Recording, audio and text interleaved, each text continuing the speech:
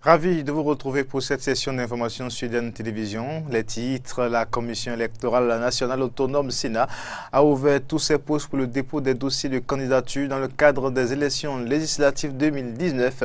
À suivre dans cette édition, le constat fait par notre équipe dépêchée à la Sénat. Ce matin, passation de charge au ministère de la décentralisation de la gouvernance locale. Ce jeudi, Barnabé Dassigli a officiellement passé le témoin avec une vive émotion à son successeur Alassane Seydou. Et puis le pape François rassemble les évêques du monde entier au Vatican pour un sommet de plusieurs jours, une rencontre destinée à convaincre les chefs de l'Église catholique de leurs responsabilités individuelles face aux agressions sexuelles sur mineurs.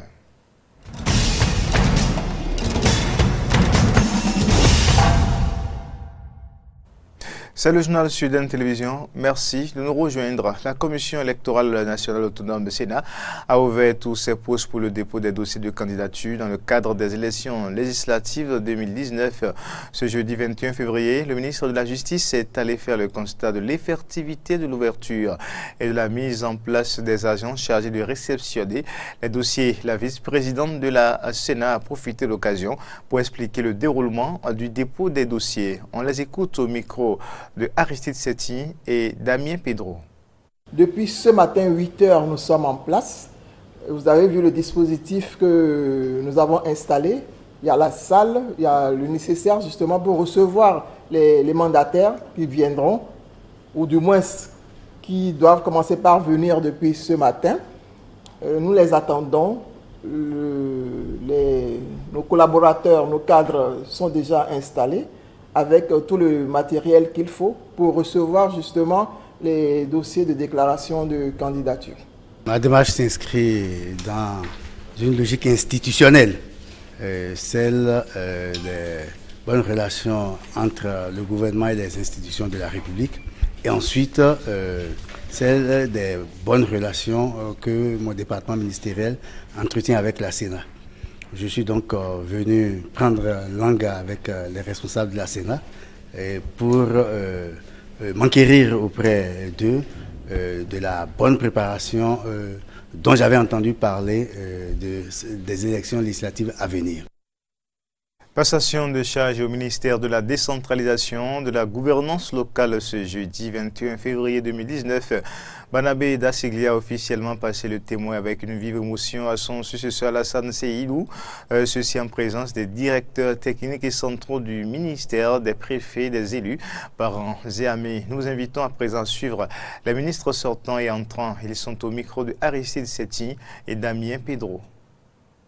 Je tiens à rendre grâce à Dieu Tout-Puissant qui m'a oint de cette mission de ministre et m'a donné la parfaite santé pour l'accomplir jusqu'à ce jour où je passe service en pleine conscience à mon successeur, mon frère et ami Alassane Seydou, ministre des Infrastructures et des Transports, qui est un habitué des lieux. Je remercie infiniment le chef de l'État pour cette marque de confiance renouvelée. Monsieur le ministre, chers frères et amis, je voudrais saluer vos efforts et vos nombreuses réalisations au cours de votre séjour à la tête de ce stratégique département ministériel. Merci pour tout. En effet, le processus de décentralisation au Bénin évolue à grands pas. Il favorise l'exercice de la démocratie à la base et le développement local. C'est donc un chantier important pour le développement de notre pays et je voudrais d'ores et déjà solliciter le soutien du personnel et de tous les acteurs du secteur pour relever ce défi commun et faire de la décentralisation un véritable levier de développement. Le préfet du littoral Modeste Touboula, limogé, une affaire de cession du domaine public est à la base de cette décision prise par le gouvernement béninois, écouté par le procureur spécial de la Criette dans la soirée du 20 février 2019. Modeste Touboula a été déposé à la prison civile de Missérété sur la base d'un mandat de dépôt. Il rejoint le centre de détention où il attendra l'ouverture prochaine de son procès. Pour l'heure, son intérim est assuré par le préfet de l'Atlantique, Jean-Claude Kodia dans ce commentaire. Samson Oké revient sur quelques moments forts des descentes mouvementées en tant que préfet du littoral dans les rues de Cotonou.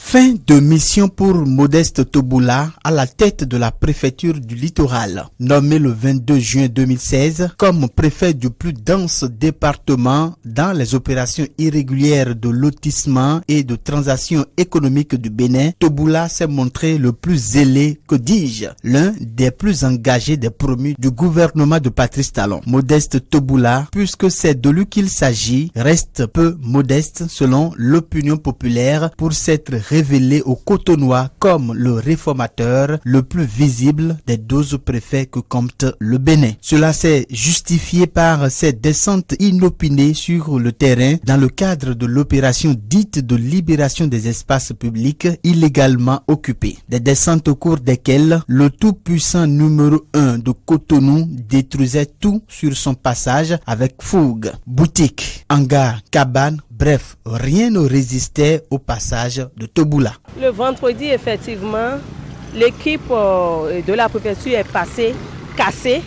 Et c'est en ce moment que moi j'ai compris qu'ils ont leurs critères. Nombreux sont ces citoyens qui gardent encore les séquelles des premières heures de l'ère Toboula. Les bonnes dames des marchés, les étudiants, les forces politiques de l'opposition, chacun a eu sa bonne dose des caprices du tonitruand Modeste. On se rappelle encore, comme si c'était hier, de la répression sous les instructions de l'ex-homme fort de Cotonou de la marche des étudiants devant la Bourse du Travail le 26 juillet 2016, alors que ces derniers se rendaient au ministère de tutelle pour des revendications estudiantines. Motif, la ligne rouge aurait été franchie. Les mots qui ont également miné les relations entre l'ancien préfet et ses désormais anciens collaborateurs de la municipalité se résument essentiellement à deux mots: abus de pouvoir et arrogance notoire. Avec l'ancien maire de Cotonou, Liadi Vinayon Soglo, la collaboration n'a pas du tout été tendre. On se souvient encore des prises de bec répétées entre les deux autorités, surtout en ce qui concerne l'opération de déguerpissement des occupants illégaux des espaces publics. Ce n'est pas avec joie que nous sommes obligés à procéder à cette installation du premier adjoint au maire dans les fonctions du maire intérimaire de la ville de Cotonou. Dans la vie, il faut savoir tirer les leçons que Dieu vous donne et ne pas tirer tout le temps le diable par la queue. Je ne sais pas ce que M. Toboula a dit, mais je m'en tiens à cette ligne que je me suis fixée et que j'ai partagée avec mes collaborateurs. Nonobstant sa célébrité et son application à la tâche, le très célèbre des 12 préfets du Bénin a vu le soleil s'assombrir sur sa tête en quelques heures, sans pour le moment le soutien de son mentor, le président de la République, Patrice Talon. De la garde à vue à la prison en moins de 24 heures, les choses sont allées très vite. Selon le Conseil des ministres en date du 20 février 2019, par arrêté en date du 12 mars 2018, le préfet Modeste Toboula a levé les mesures d'interdiction des travaux de lotissement de Filleyon 1 et permis l'attribution par le géomètre de plusieurs parcelles à diverses personnes. Lui-même, le préfet ayant bénéficié de 3 d'une superficie de 533 mètres carrés enregistrée au nom d'un proche parent. Limogé le mercredi en Conseil des ministres puis déposé à la prison civile de Missirité dans le département de l'Ouémé, le désormais ancien préfet du littoral et les 8 autres mis en cause devront attendre le 8 avril prochain, date du procès, afin d'être situés sur leur sort. C'est donc un feuilleton qui ne fait que commencer. C'est fini pour Modeste, le préfet du littoral. Place maintenant au présumé coupable Toboula. Face donc à l'impunité, nul n'est au-dessus de la loi. Ah oui, Toboula, c'était Toboula dans ce jour de zèle, un commentaire de Samson Roquet. On passe à autre actualité. Sous la présidence effective du chef de l'État, le Conseil des ministres s'est réuni ce mercredi 20 février 2019. Plusieurs décisions ont été prises au cours de ce rendez-vous hebdomadaire des ministres, entre autres transmission à l'Assemblée nationale pour autorisation de ratification des accords de prêt signés avec la Banque africaine de développement dans le cadre du financement partiel du projet d'aménagement et de bitumage de la route Djougou-Péonko-Kérou-Manikwara. Adoption également du décret portant création d'un comité de suivi du plan cadre des Nations Unies pour l'assistance au développement du Bénin 2019-2023 et bien entendu le limogeage du préfet du littoral Modeste Toboula. On écoute le ministre Oswald Omeki pour le compte rendu. Compte rendu des investigations relatives aux opérations irrégulières de lotissement et de transactions sur le domaine de l'État à Fiayon 1 dans le 12e arrondissement de Cotonou. Le Conseil des ministres a été saisi des résultats d'une enquête qui a révélé qu'en dépit du décret numéro 2005-684 du 3 novembre 2005 portant classement de la zone à vocation touristique exclusive de la route des pêches, des spéculations de toutes sortes ont été conclues sur ce domaine de l'État des années antérieures jusqu'en 2018 et 2019 en violation de la loi. Aussi, le directeur général de l'Agence nationale de promotion des patrimoines et de développement du tourisme, ANPT, a-t-il, par lettre en date du 14 novembre 2017, appelé l'attention du ministre de la décentralisation et de la gouvernance locale sur les velléités de prise de possession privée de ce domaine en attente d'aménagement dans le cadre du projet de développement touristique inscrit au programme d'action du gouvernement. En réponse, celui-ci l'a rassuré par une correspondance datée du 20 novembre 2017 qu'aucune opération de cette nature n'était entreprise et a précisé avoir instruit les préfets des départements de l'Atlantique et du littoral d'interdire et d'empêcher tout éventuel travaux de lotissement. Toutefois, dès le 8 mars 2018, tirant parti d'une délimitation qui aurait été faite du domaine en cause, il a ordonné la reprise des travaux de remembrement dans la localité par le géomètre initialement en charge des dites opérations et instruit le préfet du littoral par message radio aux fins de procéder à la levée de la mesure de suspension antérieurement prescrite. Ainsi, par un arrêté du 12 mars 2018, le préfet du littoral, M. Modeste Toboula, a levé les mesures d'interdiction des travaux de lotissement de Fiayon 1 et permis l'attribution par le géomètre de plusieurs parcelles à diverses personnes, lui-même le préfet ayant bénéficié de 3 parcelles d'une superficie totale de 533 m² enregistrées au nom d'un proche parent.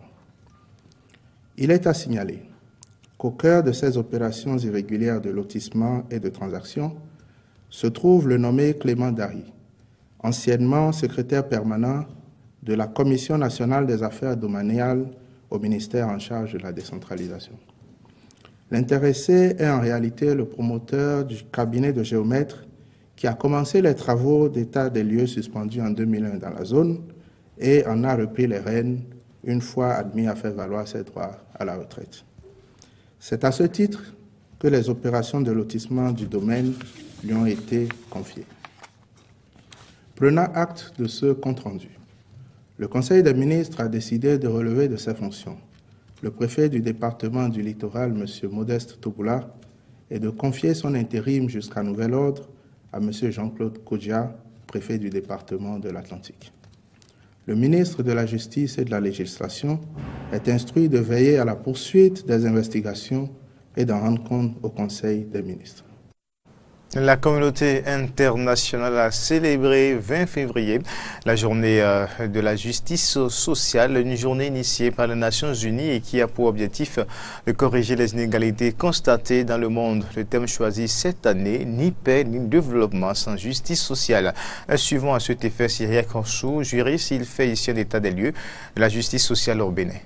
Dans le cas de notre État, le Bénin, il faut voir tout de suite, est-ce que les citoyens aujourd'hui ont tous accès à au service public, c'est-à-dire à l'éducation par exemple, ou à la santé. On va juste prendre ces deux-là. Est-ce qu'aujourd'hui tous les Béninois ont accès à une éducation de qualité? Est-ce qu'aujourd'hui tous les Béninois et toutes les Béninoises ont accès à des services de santé de base? La réponse, elle est négative parce que aujourd'hui tout le monde n'a pas accès à ces services-là. Et j'en veux pour preuve, j'écoute souvent, j'ai l'habitude d'écouter souvent certains aînés de la société civile béninoise. Quand ils parlent, ils nous disent qu'aujourd'hui, l'enfant Bouvier de Djougou et l'enfant de Ganvier ne peuvent pas aller à l'école pendant les 9 mois. On peut tout faire, ils ne peuvent pas aller à l'école sans discontinuité pendant les 9 mois. Donc, qu'est-ce que l'État fait, n'est-ce pas, pour assurer l'accès à l'éducation en tout temps à ces citoyens, à ces enfants-là? Donc, il faut voir ce qu'on est en train de faire et voir si ça rentre en ligne de compte, n'est-ce pas, avec la promotion, bien la protection sociale des Béninois. Et également, ce qu'il faut également dire quand on aborde cette question, c'est qu'il faut tout de suite questionner ces différents rapports internationaux qui viennent montrer que nous avons encore du chemin à faire quand il s'agit de la justice sociale.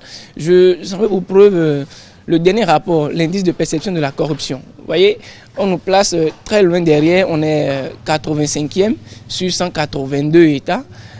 Quand on est 85e sur 180 États, alors vous vous rendez compte qu'on a encore assez de choses à faire. L'actualité hors du Bénin, les candidats à la présidence du Sénégal, Ousmane Sonko et Issa Sall, organisent des rassemblements à Thiès, 4e ville du pays, 4 jours avant que les électeurs sénégalais se rendent aux urnes pour élire un nouveau président. Le Sénégal vote le 24 février pour une élection que le président sortant Macky Sall, confronté à une concurrence inhabituelle clairsemée dans un pays friand de débats démocratiques, compte bien remporter dès le premier tour. Face à celui qui veut piloter la deuxième phase de son plan Sénégal émergent, seuls 4 adversaires rescapés du nouveau système de parrainage et des décisions judiciaires qui ont éliminé des rivaux de poids espèrent contrarier ses ambitions, à commencer par l'ancien premier ministre Idrissa Seck, candidat pour la 3e fois. L'opposition dénonce l'invalidation des candidatures de Karim Wade, fils et ancien ministre du prédécesseur de Macky Sall, Abdoulaye Wade, et du maire déchu de Dakar, Khalifa Sall, dissident du Parti socialiste PS, tous deux frappés par des condamnations judiciaires. 1 million d'emplois à travers le programme Habitat, à travers le programme PSE Vert, à travers la modernisation de l'agriculture, à travers les programmes divers, l'ADER, l'entrepreneuriat des jeunes et des femmes. Vous aurez des routes partout, de l'éclairage, le programme de 50 000 lampadaires. Les premiers résultats sont attendus dès la fermeture des bureaux à 18h GMT, mais ne deviendront officiels qu'à partir du 25 ou du 26 février. Un éventuel second tour, compte tenu des délais légaux de proclamation, de possibles contestations et de la nouvelle campagne, se tiendrait vraisemblablement le 24 mars. Ils sont 4, 2 vieux routiers de la politique sénégalaise et 2 nouveaux venus sur la scène nationale à avoir franchi le double obstacle du parrainage et de la justice pour défier le président sortant Macky Sall à l'élection de dimanche. Sur 27 candidats, au départ, seuls 7 ont recueilli le nombre nécessaire de parrainage, mais celle de Karim Wade, fils de l'ex-président Abdoulaye Wade, et Khalifa Sall, maire déchu de Dakar, tous deux frappés par des condamnations judiciaires, ont été invalidés par le Conseil constitutionnel. Idrissa Seck, l'éternel prétendant, l'ancien premier ministre de 59 ans, déjà candidat malheureux en 2007 et 2012, apparaît comme un sérieux challenger de Macky Sall qu'il a promis de soulever et jeter à terre dans une métaphore inspirée de la lutte sport-roi au Sénégal. Originaire de Thiès, cet auditeur consultant qui a effectué une partie de sa formation en France et aux États-Unis a engrangé des ralliements de poids, dont celui de Khalifa Sall qui devrait lui rapporter des voix dans la capitale où l'ancien maire reste populaire. Maintes fois annoncé comme politiquement mort, cet homme de petite taille maniant parfaitement le français, l'anglais et le wolof est un tribun adepte des formules choc mêlées d'humour qu'il accompagne souvent de versets coraniques. Madické Niang, l'ancien homme lige de Wade, doyen des candidats, 65 ans, a longtemps été très proche d'Abdoulaye Wade, dont il fut l'avocat dans l'opposition et par la suite ministre, notamment des Affaires étrangères. Mais quand Abdoulaye Wade s'obstine, à l'approche de la présidentielle de 2019, à soutenir une candidature de son fils Karim, malgré la quasi-certitude de son invalidation en raison de sa condamnation pour enrichissement illicite, le fidèle des fidèles décide de présenter sa propre candidature. Pour Abdoulaye Wade, ce plan B Honey Mac, le divorce avec Madické Niang, exclu du parti, dont il espère néanmoins récupérer l'électorat en dénonçant notamment l'instrumentalisation de la justice sous Macky Sall.